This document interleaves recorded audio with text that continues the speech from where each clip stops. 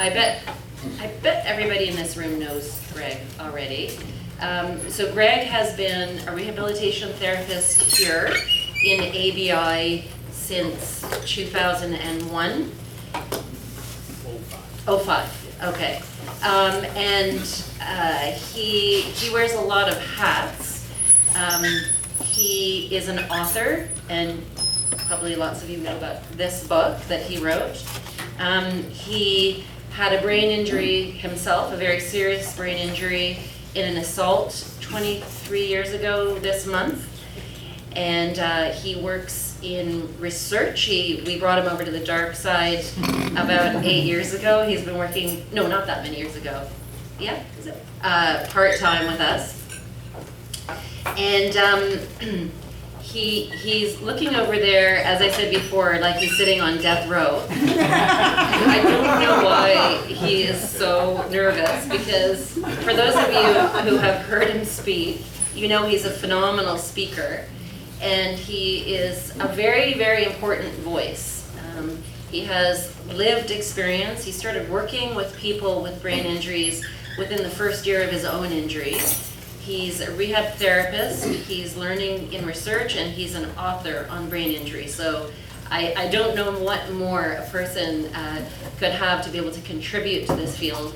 And I also know how incredibly passionate and genuinely concerned he is about brain injured patients. He has such a remarkable concern for his patients. It's first and foremost above anything in his professional life. And oh, I think I'm making him choke up already. Anyway, Greg, over to you.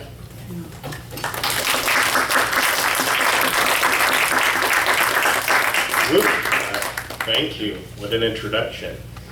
I guess that leads to my first warning. I am an awkward crier. It's similar to a baby seal, so if I start, just let me ride it out. I'll get through it.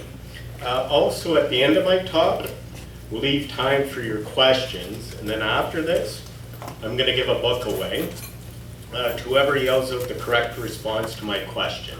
It's a two-parter, so pay close attention. So before I began, I was talking to my mother last night. Is where I'll probably get emotional. It's very interesting how life is. At approximately this time, 23 years ago, to this exact day, I woke up from a 15-day coma. So it just shows you how, through such horrific events, some meaningful moments can come. So I'm very grateful to be here to share my talk with you guys. So, as you can see, I think one of my most important designations up here is I'm a person with a brain injury. And that's something I've gotten into my vocabulary the past, I would say, 10 years. I was a survivor in acute care. I was a patient in the rehab hospital. But when I'm back in the community, I'm a person again. And that's something I really strive in my vocabulary to say, because that's my goal as a therapist, to get that person back to who they were. So,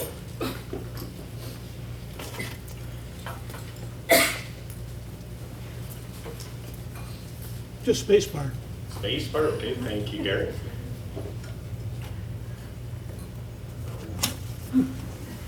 Awesome start here. I think I got. Oh, no.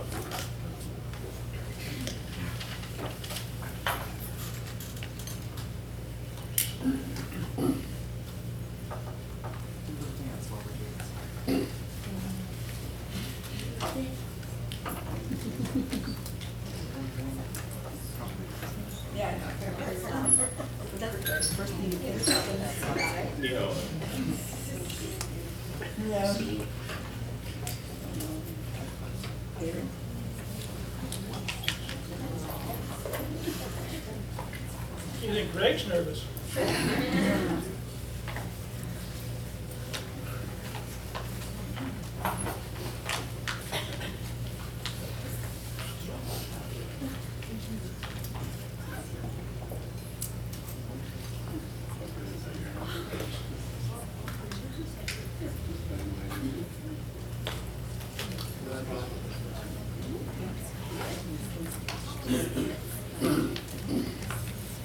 Thanks,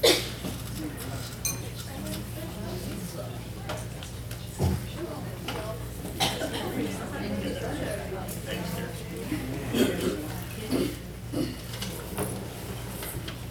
So I like starting out with this little comic. I think it sums up what I just said. It just shows you, like, I think we just got to refer to people as who they are. So I love that slide. Hopefully I do this right now.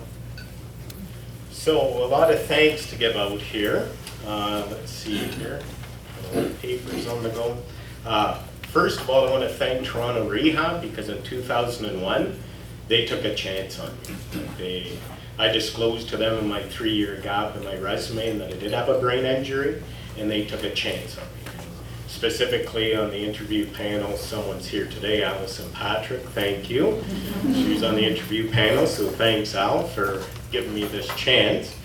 I also would like to thank Dr. Robert Green for taking a chance on me. I know you probably won't like me saying this, but probably the highlight of my career was a few years ago at an award ceremony. You won an award and you pointed me out and gave me props, and that meant the world to me. And you treat me as an equal, and that means so much to me, so thank you. And I also would like to thank, he's not here right now, but Dr. Popovich. Him and I spoke together in Sudbury. I did a keynote there as well as he did. And he saw what I had to say, and he thought, you know, it'd be good if you presented at research round. So I've got to give a lot of thanks to Meetish as well.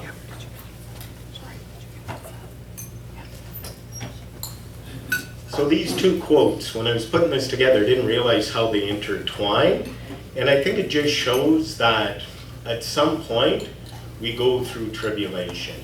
And it's how we handle that that makes us the people we are. And then I look at what Gandhi had to say, and that's something I live by. Like, I look at these two quotes, and I find they're the golden rule. Like, treat others how you'd like to be treated, and that's how I try to work. So again, this is where I could get emotional. This is for my father. He passed away in 2013. He was 72 after a 9-month battle with lung cancer. And Dad taught me a lot of things. He taught me hard work ethic, and I'm wearing his tie today. He was quite stylish. And the thing about my father, he gave me a last gift, is 17 years later, and it shows how recovery with brain injury never ends.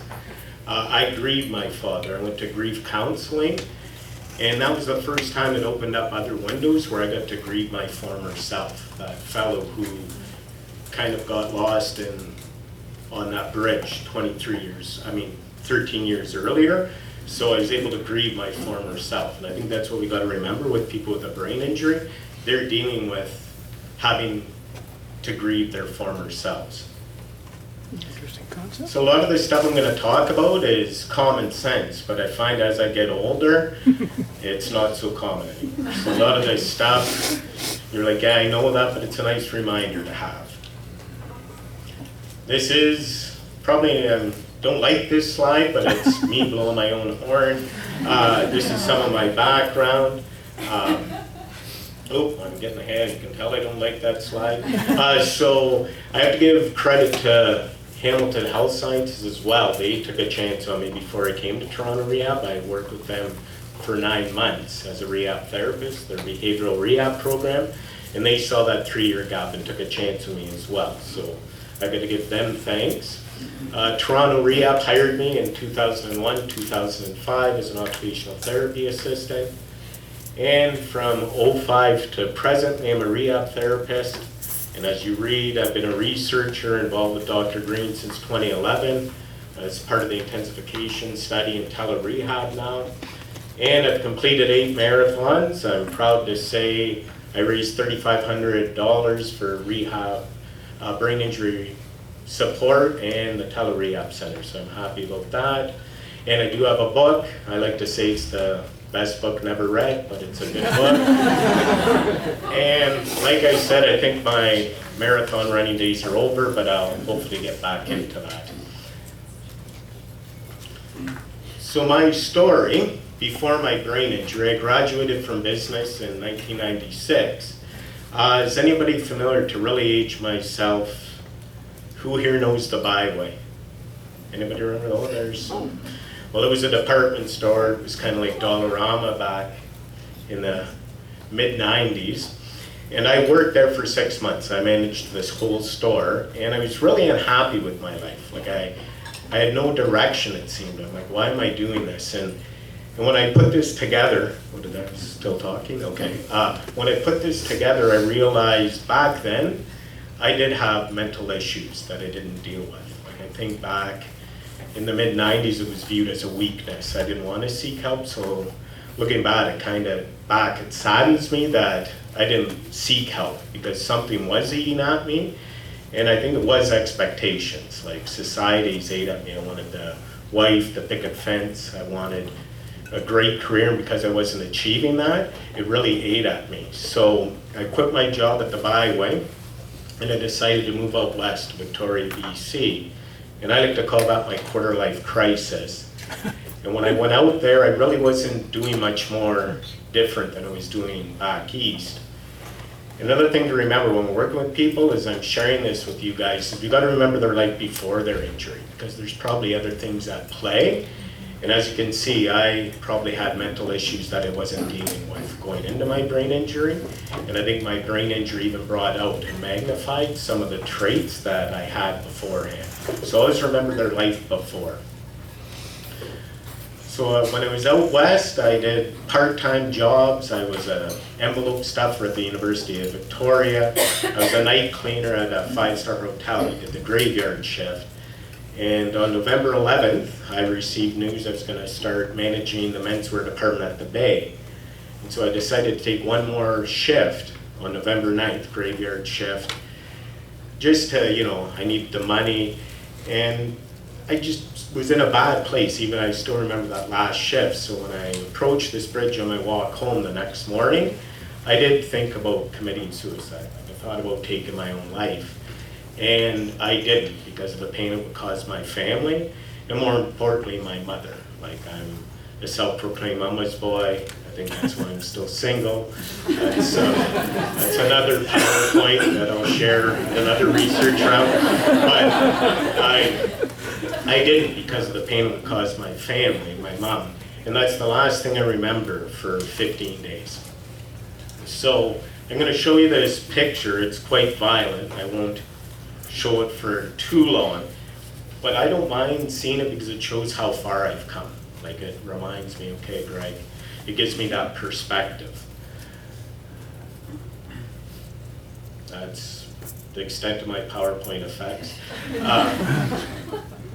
So what had happened was I was struck from behind with a blunt object or a bat, and there was other perpetrators, and they continually kicked me in the head. And I did have ligature marks. They did try to strangle me. So it was kind of a rough assault. And so to expand on that, and more sound effects, hopefully that's it. The anatomy of my brain injury, I had a closed head injury. It was a coup counter coup injury. I'm sure a lot of us are familiar with that. I was struck on the right side of my head, and my brain moved and hit the front of my skull. So I had frontal lobe damage. Those where executive functions are. I did have left side motor difficulty because the right controls the left. And I was in essence a newborn. Like, I woke up in undergarments. I didn't know how to write. I didn't express my emotions. And I must have said, "This is weird," 10,000 times. Like, I really didn't know what was going on. And I spent 2 months inpatient and 5 months as an outpatient. And I'm always reluctant to share that fact with other persons with the brain injury I speak to now, because I did catch a break that I did get that rehab 20 plus years ago, because that's kind of rare, such a length of stay. It's something that concerns me, but I'm very fortunate I got my 7 months in. So what worked with me when I was waking up, and I use now, is that first impression. Is it coming up here? And that's so important, because the first impression, you only get one. And in that same token, I like to tell the story of my OT, my occupational therapist in rehab, is she never talked down to me. like 24 years old, college educated. Meant I was 24, college educated. And I remember she gave me this circle the S, like this is the only one that I could find similar to it, in front of me. And she put this in front of me. She said, okay, Greg, circle all the S's. And I thought, oh my goodness, I'm college educated and you're putting this child's test in front of me. So when I did it, I think I got 1 out of 10, and I was devastated. And she explained it to me, which I appreciate. She said, Greg, this is not a reflection of your education. You just have left neglect and left inattention, and we're going to work on that now. So she explained it, and I ended up getting 10 out of 10. So it's that first impression, not only with the assessment she did, but how she greeted me. Like she was like, how's it going, Greg? Like she speak to me like I was a person. And looking back, I remember my physiotherapist who did an amazing job. She did range of motion exercises on me because I was immobile for 5 weeks, but she really didn't talk to me. They were really, really quite painful. And I thought to myself, this isn't fun. Well, what had happened was, because my injury happened over the holidays, I had a covering physiotherapist. And the first thing he said to me was, okay, Greg, we're gonna go for a walk. And I'm like, I'm gonna really get along with this guy. So he really focused on my goal of getting mobile again. But he also explained to me why that original physio was doing those exercises. And when he did that, I grew fond of her. So basically, if she would have explained what she was doing, we had a better relationship, a better rapport with her. And to show you how that affects and how we affect people in that first interaction, when I did go back to school, I had a choice 4 years later to go into OTA or PTA. I went into OTA just from that initial interaction. So it just shows you the effects we have on people. Do not take personally. That's something I've learned. Sometimes patients just don't like the look of me. I'm not gonna take it personally. I just get someone else to work with them. And a little trick of the trade I like to use is if someone's established rapport with them and succeeding, I'll go in with them. And they kind of vouch for me, and usually the person will go, okay, if this person says he's okay, I think I can trust him. So do not take things personally, because it's not that person, it's their brain injury. Be patient goal directed. Like I mentioned with the physio story, focus on those goals. Even though they weren't achievable for me early on, those stretches led to that. So if I would have heard that, I would have felt better about my interactions with my physiotherapist. Be consistent. And this is so important with people with a brain injury because memory is such an issue. I always like to look at working the front line with the amazing people I do. If the nurse just thinking of a transfer from bed to wheelchair, if the physio does it one way, if the OT does it one way, if the nurse does it one way, if the assistant does it one way, I do it one way. Brain injury or not, how confusing must that be? So it's very important to be consistent.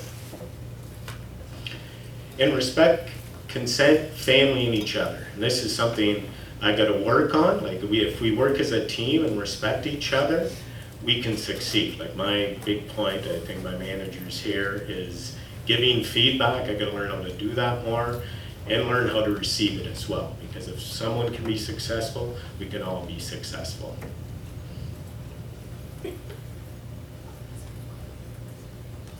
And most importantly, I probably go with the bad news, everyone. The Tim Hortons at Princess Margaret up the stairs, it's closed to renovation. So just to give everyone the heads up for that, because I go there a lot with patients. But the coffee to me and taking time away from what you're doing is so important. And that's something I do a lot. I let the people I work with, my patients, speak to me when they have the time. And I know we do focus on those goals, and that's the most important thing. But it is also important to take time away from what you're doing and just let them speak to you and let them share what they're feeling. And I find over coffee is the best way to do it. This is what I'm moving right along, so I hope there's questions. So I'm really excited that Robin's got me involved in this, Dr. Green and Lily and Brendan, everyone at Tele-Rehab, because this didn't exist when I went through rehab 20 plus years ago. I'm really excited about it, and I think it's great. I'm from Sault Ste. Marie. Those small rural communities now have access. And I'm also thrilled that rehab doesn't end when you leave outpatient. Like, it should continue on, because in that first year of recovery, your brain's really making gains, and it's kind of sad if when you leave here it stops. So this is an excellent opportunity for that to happen. And now I guess I'm going to show my controversial slide. Technology to me is a mixed blessing, a double-edged sword. And what I mean by that is, sure, I wish I had access to tele-rehab and technology 23 years ago, but I also know the effect it may have had on the personalization of care I had. Like, I find sometimes we get wrapped up in social media, and it's a tricky thing for me. Like, I'm proud to say I've been off Facebook, social media for about 4 months now, and it's kind of made me feel good. But I just find we gotta use technology in its best way and not let it affect the people we treat. And that's why I like ending with this slide. Terry Fox, he's the greatest Canadian, of course, and I just love what he stated there. And instead of being self-centered, let us be other-centered. That's something I try and do to help other people. So I really flew through this, but I got a little slideshow to show you guys. But first, Gary, this is where I might need your help. There's a couple of people I just want to share. Why isn't that popping up?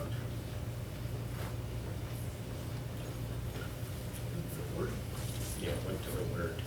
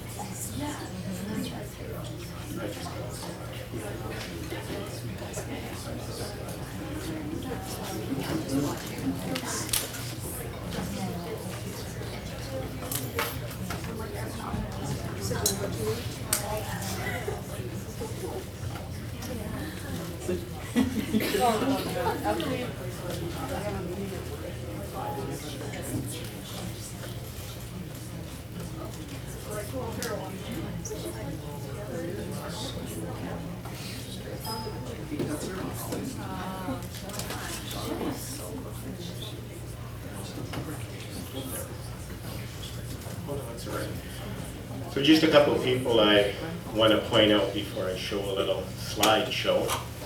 And this is Bob. He's the first person I opened up to in rehab. So when I went to rehab that first week, I was quite isolated. I didn't want to be around anyone, and that's just part of brain injury.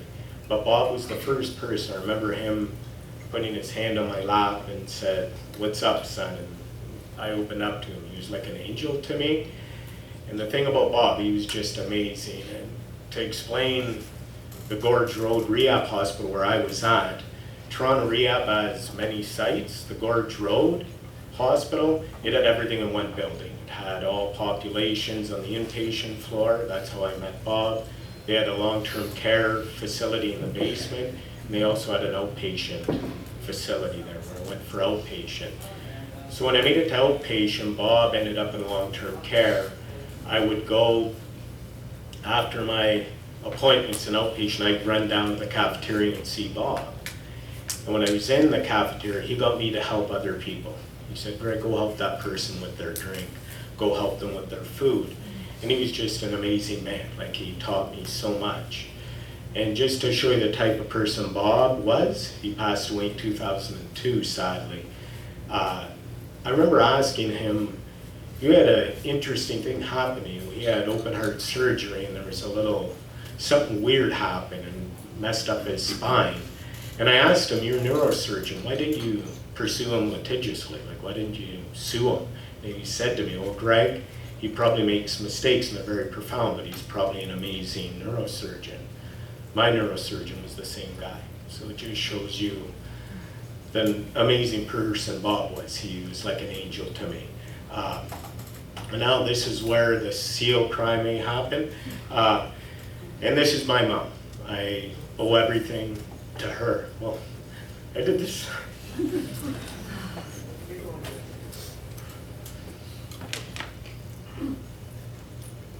I did this at a keynote before. Jeez, Greg. Okay, deep breath. Yes, here we go. We're all I got waiting for the it. seal sound. Oh no, I'm controlling my breathing this time. My mom, she was there supporting, advocating me from when I woke up. Like, she slept beside me every other night, and she was just amazing. And I think why I get emotional too is I had that support, and I really feel for my patients who don't. Like, I just wish they had it too. So I owe a lot to my mom, and that's why I'm here today. So sorry for the, take a deep breath, sorry for the weird breathing there. So I'm back on track. So I'm just gonna show a little slideshow, and it's a song by Joni Mitchell. And it's, hopefully I'm doing this right, Gary, I can find it. Yeah. And basically the song is from both sides. And I've been on both sides. And I'm very grateful for how I've come out of it.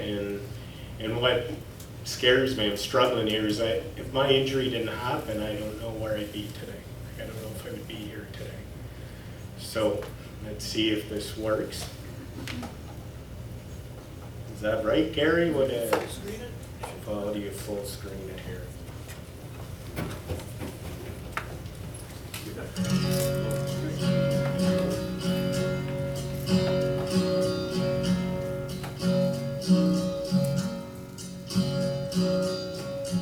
Rows and flows of angel hair and ice cream castles in the air and river canyons everywhere.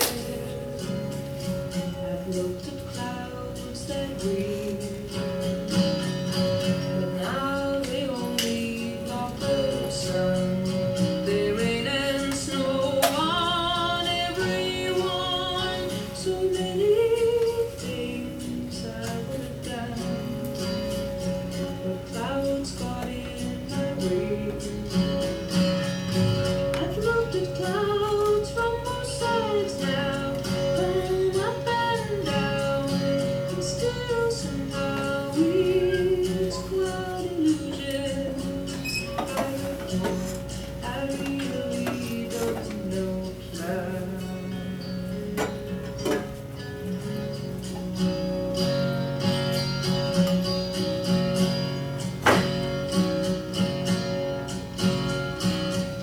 I've looked at life from both sides now, from up and down, and still somehow it's life's illusions. I recall, I really don't know that.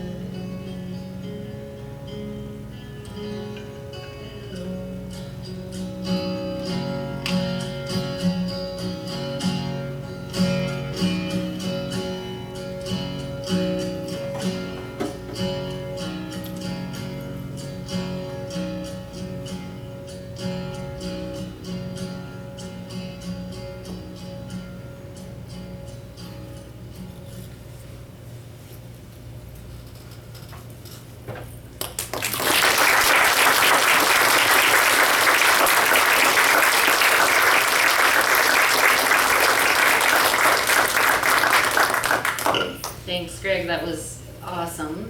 That's an amazing anthem for you, I think. And you're so generous sharing what you share with all of us. And I don't know about everybody else, but I always learn something to add to my clinical toolbox every time I hear you speak. And you alter my perspective just a little bit as well. So, does anyone have any questions for Greg? Greg, when you look at the changes in therapy over the 23 years when you were a patient versus now, what things would you say were maybe more positive then versus now, and what would you say is better now than what you were seeing 23 years ago? Could you repeat the question so that the Sure, yes. So you were asking about when you look back to 23 years ago at your care then, how would you compare then to now? What's better and what's worse? How controversial is he like to be? Whatever you want. That is a great question, a difficult one for me because I do work with amazing people. I would say experience. What I mean by that is all my therapists were quite older that I worked with, and I just find the younger therapists, they're just learning how to approach, and just the way I look at it, like in time, hopefully they'll develop the skills of those experienced therapists I had back in the day. Then in time, they will get that. I hope that answered your question. Is anything better now? Oh, yeah, like technology, I would say is a main point, and I don't know why it's a very tricky question. Like I think also therapists are under different, what's the word I'm looking for, restrictions. Like it's just the work they have to do with documentation, not to go down that path, but it just seems they're so immersed in that it takes away from that personalization of care, and that's not their fault. It's just we get wrapped up in that stuff where I don't know if that existed 23 years ago.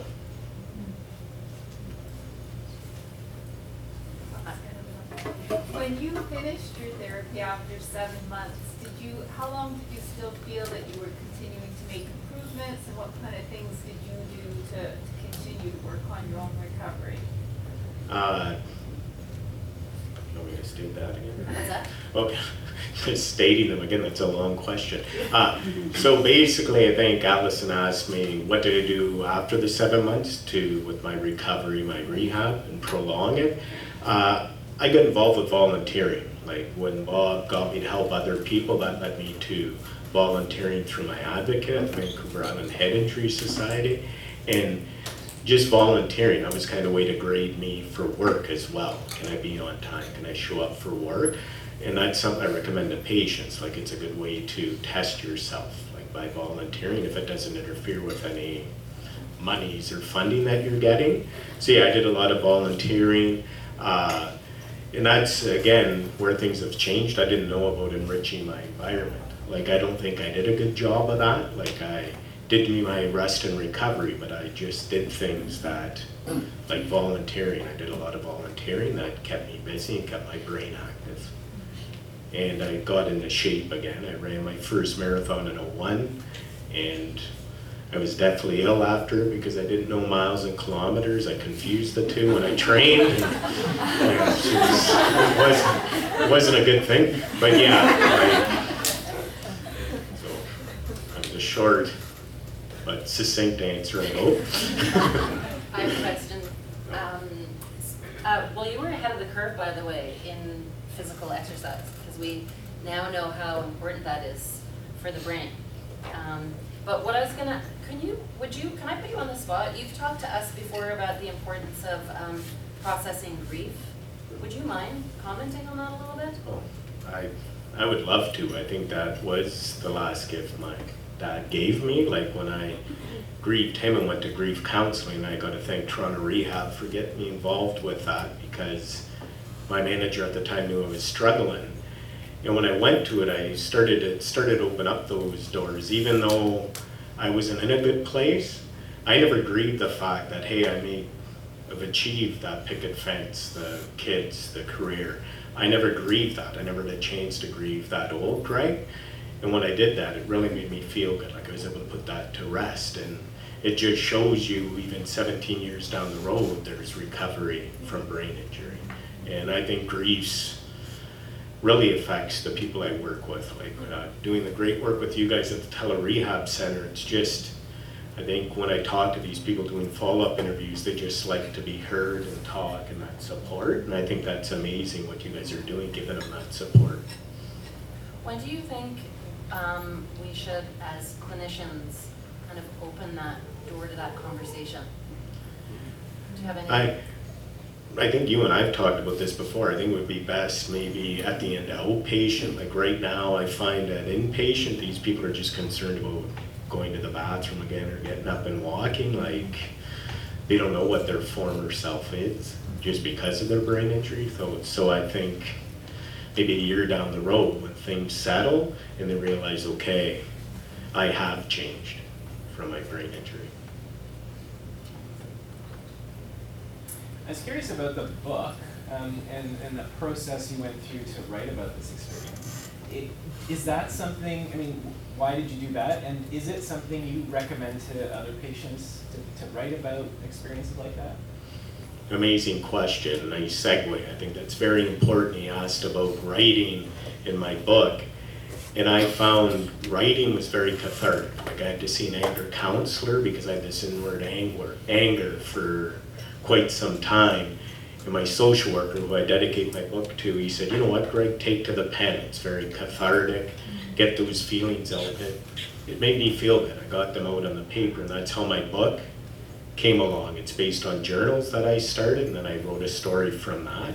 But that's something I recommend to the people I work with. If they have the ability to write, to do so, because it really gets that anger out. And I remember specifically my social worker saying, oh, just put the angry note in a bottle and throw it in the ocean.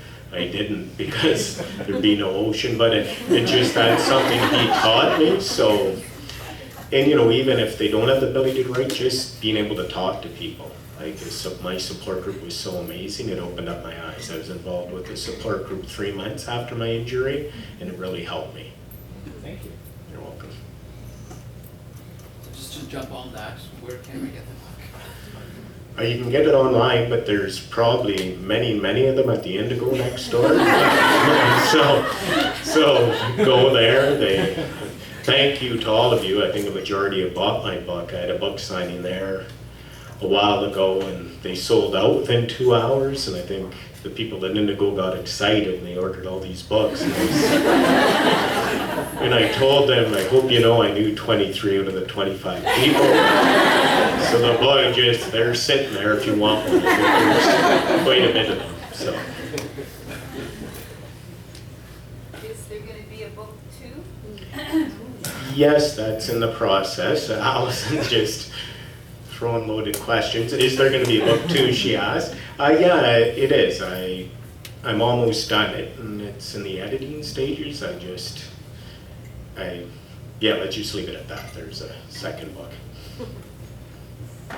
It really struck me in your presentation the power of relationships when you're healing from this. And I just wondered, like with tele-rehab, like how you form those, like how clinicians can form those connections and relationships. Well, I think Dave, you guys can answer. Like I'm not really involved with CBT, GMT, relaxation, mindfulness, but I do the follow-up interviews and just talking to them. Yeah. They like that support, and at the end they're just like, it's nice to interact with other people, and when's the next module, so it's really good, like that interaction. It seems to be working well. Yeah. Just to follow up on the question about relationships, you've really impressed upon us how important those relationships are. And I'm just wondering if you, in face-to-face encounters with patients, what are the challenges to forging those relationships? I mean, you can speak both as a former patient and also as a clinician. The question was about forging relationships with our patients. That's a great question, Pia. Like, I know sometimes I probably am too close, and that's something I gotta work on. Like, it's kind of a double-edged sword. Like, I think that's what makes me a good clinician, but can also make me feel bad if they're not doing well. So I gotta learn how to gauge that, right? So I think it's also important because I always look at it, and I've had this talk with colleagues of mine in research. patient-professional relationships, those policies are really important because people can take advantage of that, right? Of that person.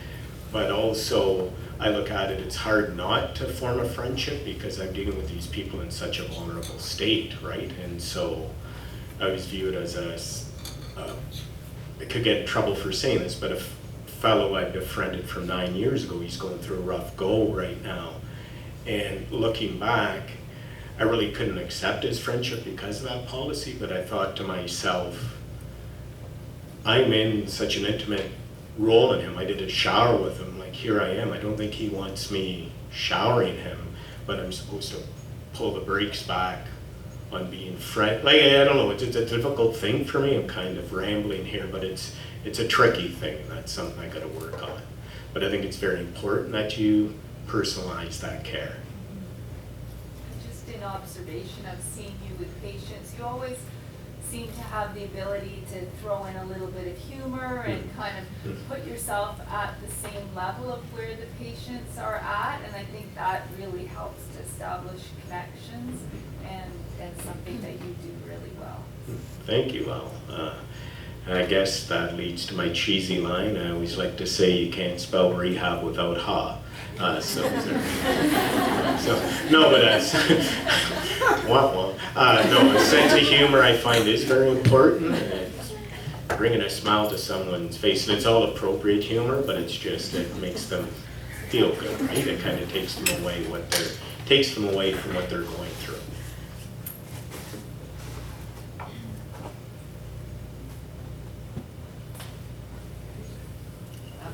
And one last thing, for the book, can anyone, I won't do a two-parter because I don't know if I said the second part. So, how old was my father? 72. 72. Thank Jesus and clearly. And as far